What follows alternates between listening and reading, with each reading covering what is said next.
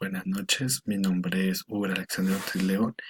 Voy a presentar la actividad número 3, el caso Are You So Are You, el tema del glosario.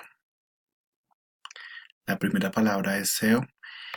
These are the people in the company that have the strategy and front and coherent words. Usually they are the company president. La segunda palabra es Bushing Strangers. It's a set of wide told the company might to have for the correct operation following up the objective. La tercera palabra es strategy, digamos, in the integration of machine reinforcing set of choices that form a current world.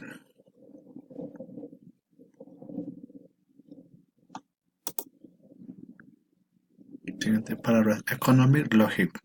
Companies must be a clear idea about the business in the world in how profits will be generated. La siguiente palabra es differentials.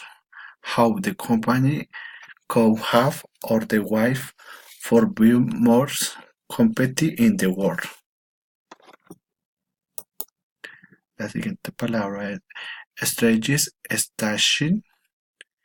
This staging thinks about recurse funding and staffing every vision in activity.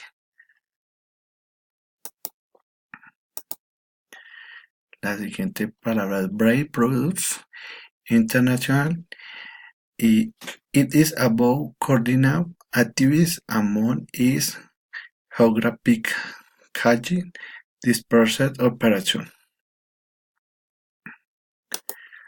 La siguiente palabra es Stranger Formation y when the company has money, strangers both they are not consolidated. Y ya pues para la conclusión es, pues todas las compañías tienen que tener o crear una estrategia que, que es muy importante para tener un foco, tener una aspiración del negocio con claridad, ya que esto pues nos va a permitir nuevos caminos y generar nuevas ideas o simplemente unir o consolidar todas aquellas estrategias que ya existen pero que están fragmentadas. La lectura nos muestra pues 5 elementos con ejemplos de compañías para crear una buena estrategia.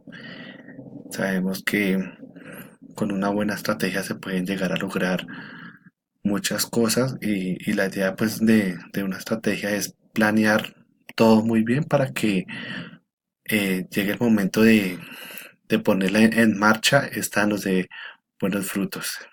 Muchas gracias por la atención y pues mil disculpas por la pronunciación.